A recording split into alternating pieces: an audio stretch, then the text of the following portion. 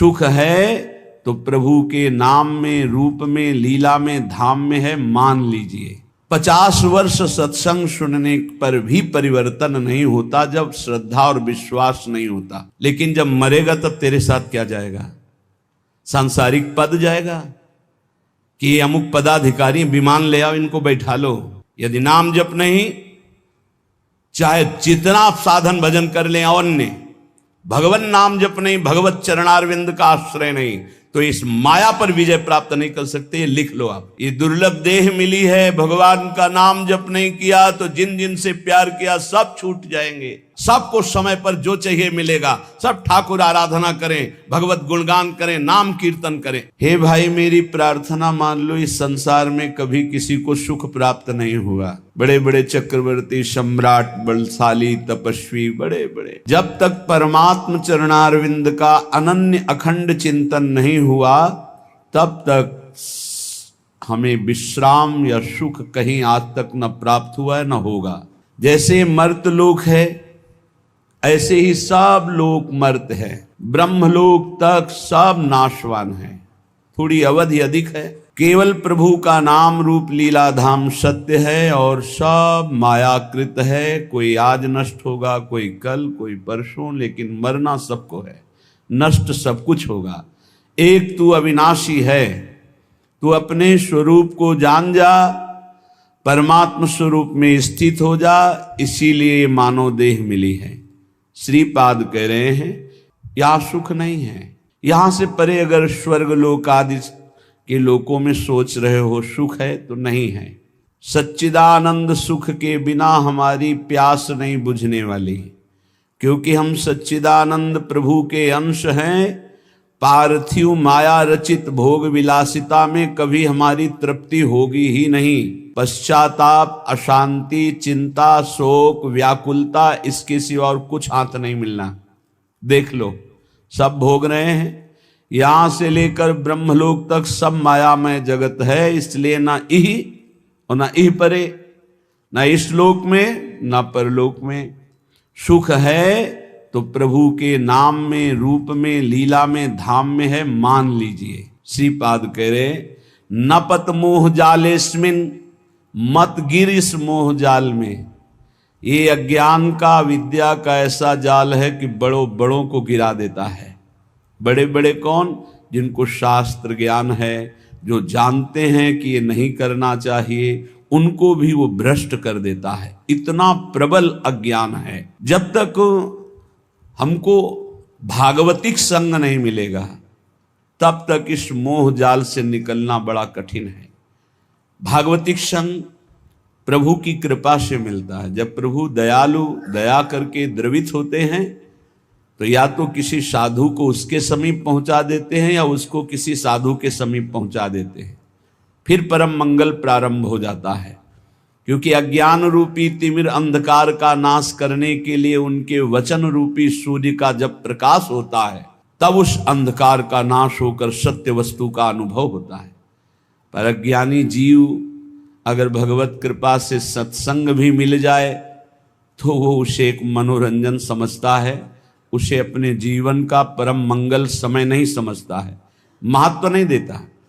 जिसका संत वचनों पर, गुरु वचनों पे महत्व नहीं है, वो 50 वर्ष सत्संग करे तो भी लाभ नहीं मिलेगा।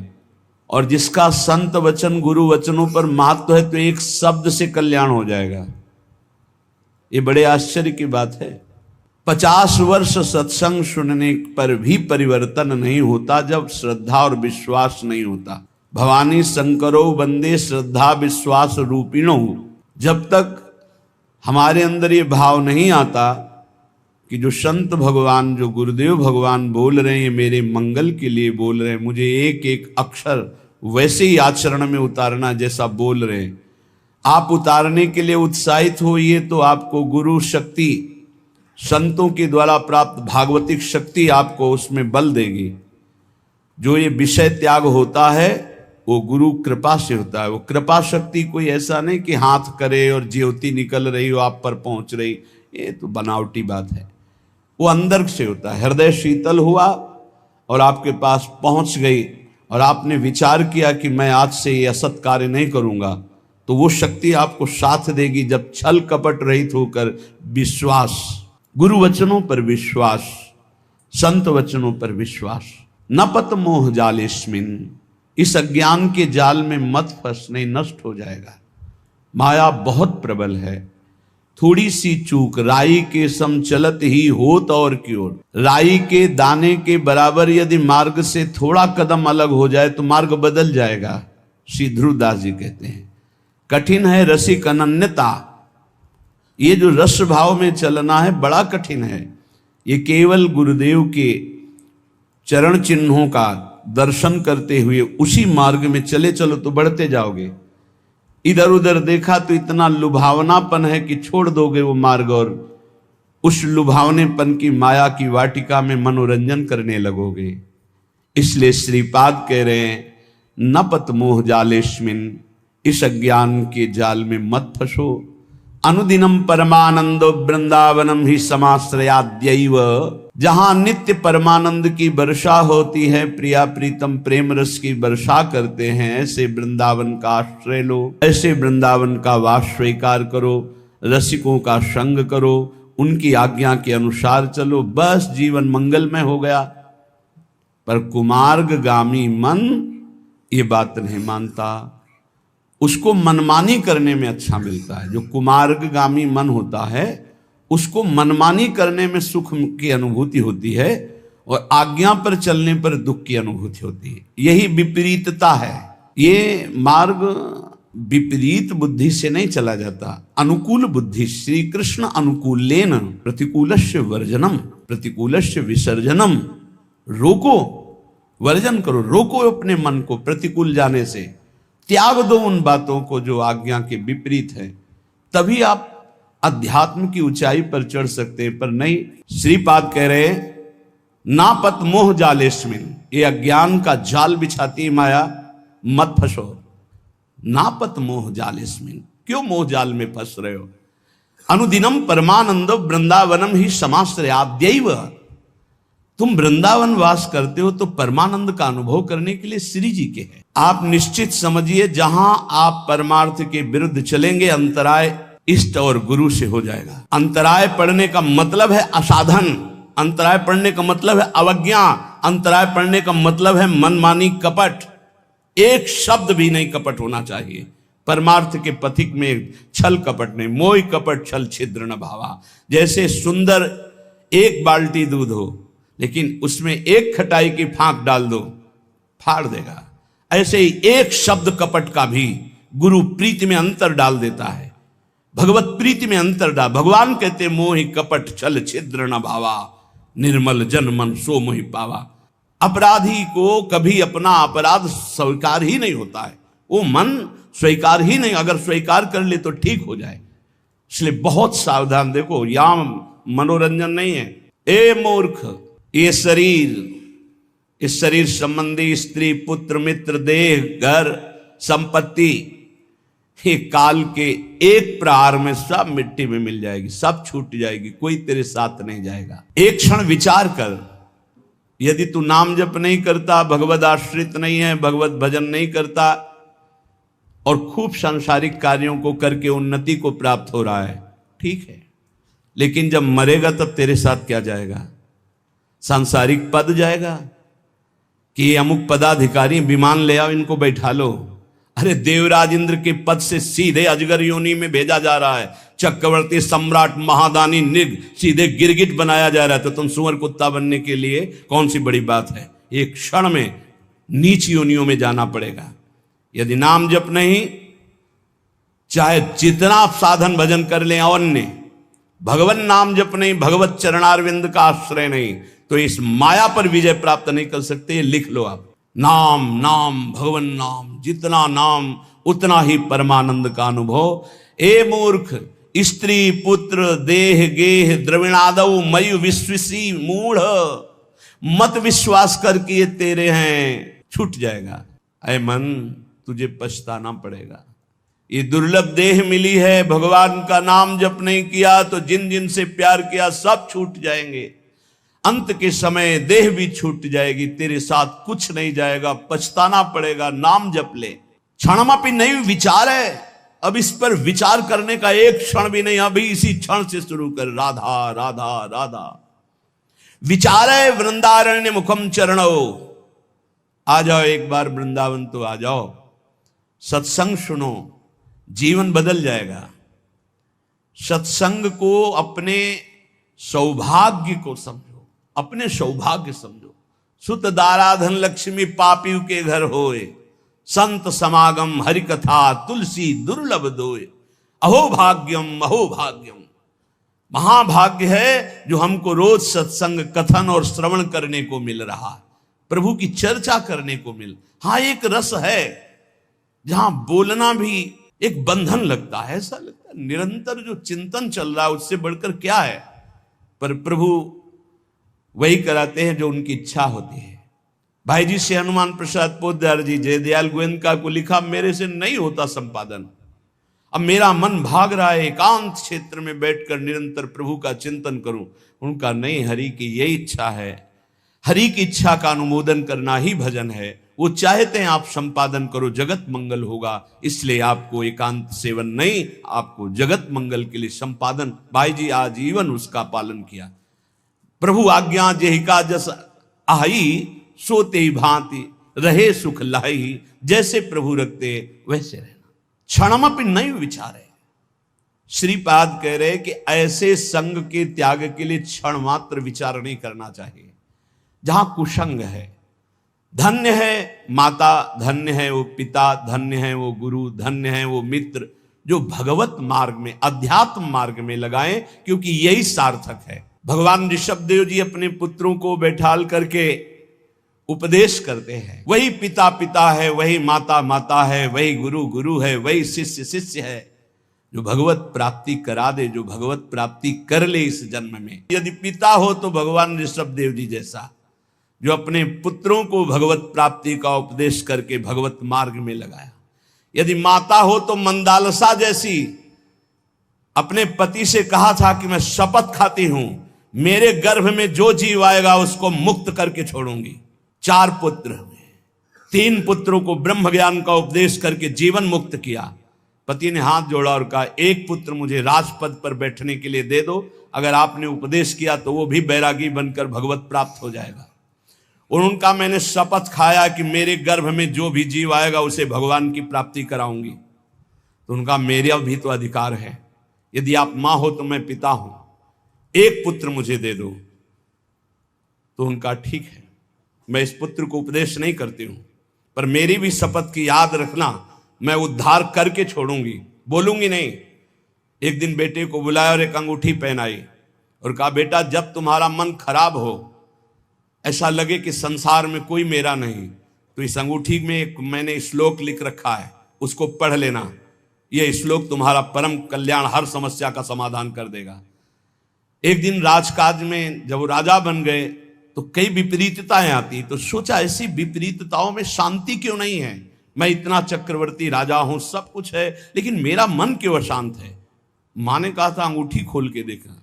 जो भी अंगूठी खोला उसमें तू परमात्मा का अंश, परमात्मा स्वरूप है, ये मोहिनी माया तेरे को प्रपंच में फंसा के नष्ट कर देगी। बेटा तो निरंतर अपने आत्म स्वरूप में स्थित हो जा, बस जीवन मुक्त महापुरुष।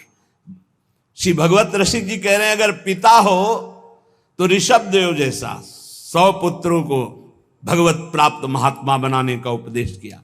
माता हो तो मंदालसा जैसी, जो अपने पुत्रों को जीवन मुक्त परमहंस बना दिया। और पुत्र कपिल सो मिले, अगर पुत्र हो तो भगवान कपिल देव जी जैसा, जिन्होंने कर्दम ऋषि और देहूति जी को उपदेश करके परम पद में आरूढ़ कर दिया। और मित्र प्रहलाद ही जानो, अगर मित्र हो तो प्रहलाद जैसा, जो अपने मित्रों को भगवान नाम का उपदेश करके, भगवत भक्ति का उपदेश करके परम पद में आरूढ़ किया। भ्राता विदुर, भाई मिले तो विदुर जी जैसा, धृतराष्ट्र को परम पद प्राप्त करवाया। जिस समय महाराज चक्रवर्ती सम्राट पद पे युधिष्ठिर जी विराजमान हुए, भगवान की तरह सेवा करते थे धृतराष्ट्र और गांधारी की। विदुर जी आए और कहा, तुम्हें शर्म नहीं लगती इनके दिए हुए टुकड़े खाने में? उन्होंने तो बहुत कड़ुआ शब्द बोला, महाभारत में लिखा है, श्वान की भांति दिए हुए टुकड़े को खा रहे हो भ्राताश्री, तुम हमसे बड़े हो लेकिन हमारे कटु वचन तुम्हें उद्धार करेंगे। अब भी तुम्हें शर्म नहीं आ रही? जिनको मारने की कोशिश की बचपन से लेकर अभी तक, उन्हीं के टुकड़ों में तुम जी रहे हो, अब भी तुम्हें वैराग्य नहीं शरीर और संसार से? तो उनका विदुर जी से कहा, भाई मैं क्या करूं, मेरी आंखें बाहरी अंधी तो हैं, अंदर ज्ञान की भी अंधी है, और वो गांधारी भी आंख में पट्टी बांधे, मैं कहां जाऊं, कौन मेरा है, चलो मेरे साथ। और जंगल में ले जा करके ऐसा, क्योंकि साक्षात धर्मराज हैं, उपदेश किया परम धर्म का, दोनों के शरीर ज्ञानाग्नि में भस्म हो गए और परम पद को प्राप्त हुए। बोले भाई मिले तो विदुर जी जैसा, पत्नी मिले तो द्रौपदी जैसी, जो भगवान की परम आसक्त चित्त, और पांचों पांडवों को हर समय जहां विपत्ति पड़ी भगवान में आसक्त कर दिया। गुरु हो तो देवर्षि नारद जी जैसा, अकिंचन। अगर शिष्य से कोई चाह है लौकिक तो वो गुरु नहीं है, वो दंभ है, पाखंड है। तब लग जोगी जगत गुरु, जब लग रहे निराश, जब आशा मन में भई तो जग गुरु जोगी दास। शिष्य से केवल एक ही अभिलाषा होती गुरु की, कि ये भगवत प्राप्त हो जाए, बस ये अपने मन को, अपनी बुद्धि को सच्चिदानंद भगवान में लगाकर ये भगवत प्राप्त हो जाए, बस कोई दूसरी चाह नहीं। शिष्य धन दे, शिष्य भोग दे, ओ भोगी विषयी पुरुष हो गुरु कहां? गुरु नारद सो मिले अकिंचन पर उपकारी। जिसको उपदेश किया नारद जी ने सब भगवत प्राप्त हुए। ऐसे भगवत प्राप्त हुए कि गुरु का नाम बाद में लिया जाता, शिष्य का नाम पहले। प्रहलाद जी शिष्य, पहले भक्त नामावली में जो संस्कृत से है, प्रहलाद, फिर नारद, पराशर, पुंडरीक, व्यास, अम्बरीश, सुख, सौनक, भीष्म, दाल्भ्यान। गुरु मिले नारद जी जैसा किंचन और परोपकार करने वाला। भरता नृप अम्बरीश सो, अगर पति मिले तो अम्बरीश जैसा, स्वयं भगवत सेवा आराधना में तन्मय है। रानी जी ने देखा कि महाराज अकेले भवन में सेवा करते, ठाकुर सेवा चुपचाप करने लगी। आए, नहीं, सेवा की चोरी मत करो, तुम्हें अगर सेवा में रुचि है तो ठाकुर जी विराजमान करो, मैं व्यवस्था करता हूं। तो नया मंदिर, नए ठाकुर जी और सब सेवा की शौन, हर रानी के महल में स्वयं अपनी ठाकुर सेवा, तब सुदर्शन चक्र उनकी रक्षा में रहता। पति मिले तो अम्बरीश जैसा, और राजा हो तो महाराज पृथु जैसा। कह रहे 10,000 कान भगवान मुझे दे, संपूर्ण प्रजा में ऐलान कर दिया, सबको समय पर जो चाहिए मिलेगा, सब ठाकुर आराधना करें, भगवत गुणगान करें, नाम कीर्तन करें। ऐसे महाराज पृथु राजा पृथ्वी को अपने शासन में लेकर जब जो चाहेंगे वो तुम्हें देना होगा। बिना बोए अन्न प्रकट होगा, बिना ऋतु के फल प्रकट करना होगा। शासन में ले लिया पृथ्वी को, जब जैसा चाहते पृथ्वी वैसा ही प्रदान करती। ऐसा महाराज पृथु के शासन में था। भगवत भवनिधि उधरे चिदानंद रस में झिले। यदि ऐसे माता पिता भाई मित्र गुरु पत्नी पति ऐसे मिले तो चिदानंद रस में झिले, नहीं तो ये मायाकृत फंसाने वाली वृत्तियों से एक क्षण विचार मत कर, अपने को बचा ले। प्रभु के नाम चिंतन में, रूप चिंतन में, लीला चिंतन में लगा ले। ध्यान से सुन लो। प्रश्नकर्ता जन प्रश्न करते रहते, मैं ये दान करता हूं, मैं ये तीर्थ यातन करता हूं, मेरा अगला जन्म होगा कि नहीं होगा? तो सुन लो, मंत्रानुष्ठान नियत समय वाला, भाई 4 घंटे मंत्रानुष्ठान कर लिया, 20 घंटे खाली है। 20 घंटे में जब आप मरोगे तो जो चिंतन होगा वही गति प्राप्त होगी। ये 4 घंटे का भजन आपको अगले जन्म में उत्थान करेगा, लेकिन भगवत प्राप्ति नहीं। तपस्या, तीर्थयाटन, दान, व्रत, जोग, यज्ञ, आचरण, जितेंद्रियता तक ये जन्म मरण चक्र को नहीं रोक सकती। जन्म मरण चक्र को रोकती भगवत भक्ति अनन्य बिनु। अगर आपके पास अनन्य भजन नहीं है, अनन्य आश्रय नहीं, तो जन्म मरण से आप मुक्त नहीं हो सकते।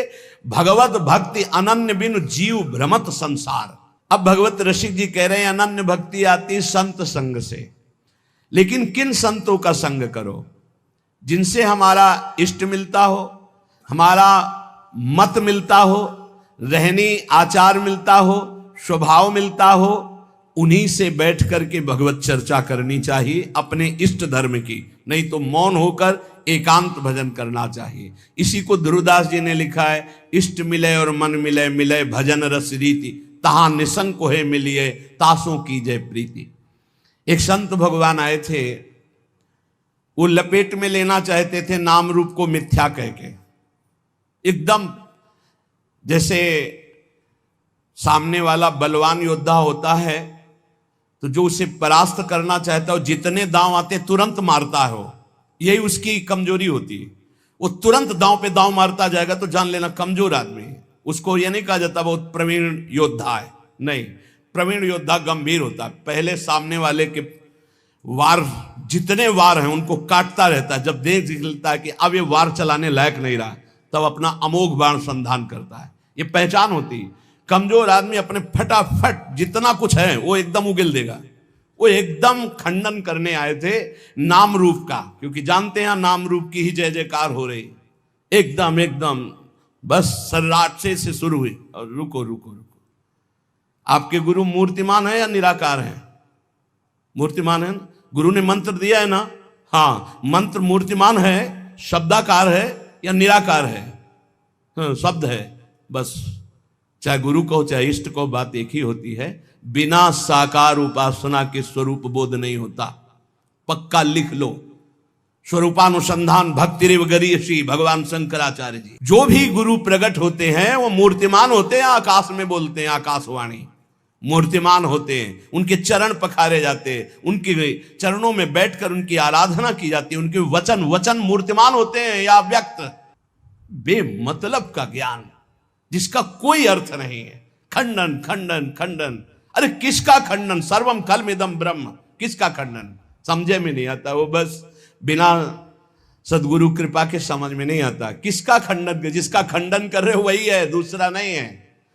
वो अरूप भी है, वो रूप भी है, वो नाममय है, वो अनंत नाममय है, वो अनाम भी है, वो साकार भी है, निराकार भी है, सगुण भी है, निर्गुण भी है, सर्वत्र है, सर्वत्र से परे है, सब में भरे है। वो अनंत महिमाशाली है। वो क्या है क्या नहीं वेद नहीं कह पाए तो तू क्या कह पाएगा? कितनी सामर्थ्य तेरी वाणी में।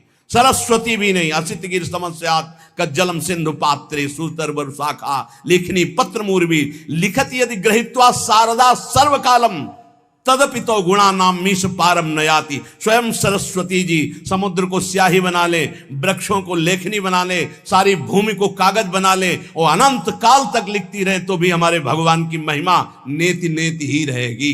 हम तुम्हें एक जबान वाले क्या लिख सकते हैं, क्या गा सकते हैं उन अनंत महिमा? वो ये है, हाँ है, वो ये नहीं है, उसमें भी है। वो ये नहीं है, वहां भी है। नहीं है, वो है, वो है। जहां कह रहे हो नहीं है वहां भी है। परमात्मा तत्व को जान लेना ऐसे खिलवाड़ समझते हो? 4 ग्रंथ पढ़ लिए तो ज्ञानी समझते हो, 4 शब्द पढ़ लिए तो ज्ञानी समझते हो। बिना गुरु चरणों में बैठ करके तत्वबोध किए, ये केवल बातों से नहीं। नायम आत्मा प्रवचने न लभ्या न मेधया न बहुना श्रुते न। वही आत्म तत्व गुरु रूप से जिस पर कृपा करता है उसको बोध हो जाता है। इसलिए इष्ट धर्म मन मत मिले रहनी गहनी स्वभाव, भगवत ऐसे भक्त सो मिलत बढ़े चित चाव। बहुत समझने का विषय है। एक बार चर्चा में बताया था कि काशी से महात्मा आए थे, ऐसा अभी 4-5 दिन के अंतर्गत वो आए, इतनी प्रसन्न मुद्रा और आके से जैसे प्राण न्यौछावर कर दे। उन्होंने कहा पूरा जीवन जो निकल जा रहा था संभाल लिया। मैं आखिरी उम्मीद लेकर आया था, वो उम्मीद मेरी सार्थक। अब इतना आनंद, क्योंकि सब साधन ठीक थे, जो कनेक्शन वही बिल्कुल फिट हुआ। बोले इतना आनंद है कि अब मुझे कोई परवाह नहीं, बस यही डर लगता है ये छूट न जाए। तो ये डर बना रहे कि ये छूट न जाए। ये डर ही डर हरिवंश हित जिनो भ्रमय गुण सलिल पर जी नामन मंगल लोक त्यों सुहरि पद भजन विलंब कर। ये डर बना रहना चाहिए कि कहीं भगवत चिंतन छूट न जाए, कहीं हमारा कनेक्शन टूट न जाए। ये बना रहेगा तो कभी नहीं टूटेगा। भगवत रसिक जी कह रहे हैं भगवान का अपमान कर दोगे तो सह जाएंगे, लेकिन भक्त का अपमान कर दोगे सर्वनाश कर देंगे। राम रोष पावक सो जरई लात हनी भृगु हृदय में तो हर की नो सम्मान। भृगु ऋषि ने जाकर भगवान की छाती में लात मारा तो भगवान चरण दबाने लगे, कहने लगे हमारा हृदय बड़ा कठोर, कहीं आपकी चरण में चोट तो नहीं लग गई? हमें पता होता कि आप आ रहे हैं तो आपकी अगवानी करता, आपके चरणों में पल्लो बिछाता। लेकिन अम्बरीश अपराध सुन भगवत मूंदे कान, जब भक्त का अपराध कर दिया दुर्वासा जी ने और जाकर कहा त्राहिमाम शरणागत, आपका व्रत है कि आपकी शरण में जो आ जाए उसको निर्भय अभय कर देते, प्रभु रक्षा करो अपने सुदर्शन से। तो भगवान ने कहा अहम भक्त पराधीनो अस्वतंत्र युधिष, कान मूंद लिए, कोई पुकार नहीं सुनी, जाओ अम्बरीश जी के पास। इसलिए भगवान के अपराध बन जाने पर भगवान क्षमा कर देंगे, लेकिन भक्त का अपराध बन जाए तो भगवान कान मूंद लेते हैं, क्षमा नहीं करते, भोगना पड़ता है। या भक्त क्षमा कर दे या फिर भोगना पड़ेगा। वैद्य वही है जो रोग मिटा दे, गुरु वही है जो गोविंद से मिला दे। गोविंद कहीं दूर नहीं है, बस तुम्हारे और गोविंद के बीच में एक थोड़ा सा अंतर है, दर्पण जैसा। दर्पण हटा दो तो दो नहीं रहेंगे। जब मैं था तब हरि नहीं, और अब हरि हैं मैं नाई। बस दर्पण हटा, दो खत्म, गोविंद मिल गए। वही गुरु कह रहे हैं तुम्हारे अहंकार का नाश। वो देहाभिमान ही वो दर्पण है जिसमें मैं मेरा तय तेरा भासता है। गुरु उसी को नष्ट करते हैं। अगर उनकी कसावट में कस गए तो अहंकार नष्ट हो जाएगा, भगवत प्राप्त हो जाओगे, नहीं तो फिसल जाओगे, माया में बह जाओगे। बोले गुरु वही जो गोविंद से मिला दे, शिष्य वही जो गुरु का वरण करे गोविंद के लिए। लेकिन बहुत अंगुलियों में गिने जा सकते हैं शिष्य जो गोविंद की प्राप्ति के लिए, नहीं तो गोविंद की माया की मौज में जीने के लिए। कोई बिरला होता है जो भगवत प्राप्ति के लिए जुड़ता है। पक्का समझना, धन्यवाद है जिन्होंने जीवन की धारा मोड़ दी भगवान की प्राप्ति के लिए। नहीं तो ये इंद्रियों की विलासता के भोगों को देखकर शिष्य बनना अधिकायक, इसमें बहुतायत, इसमें बहुत मिलेंगे। लेकिन भगवत प्राप्ति के लिए ये बहुत कठिन बात। जो भगवत प्राप्ति के लिए शिष्य निश्चित गुरु की कृपा से गोविंद मिलेंगे, क्योंकि वो आज्ञा पालन करेगा। लाखों चाहे हो, दृष्टि उसी पे जमेगी जो भजन करता है।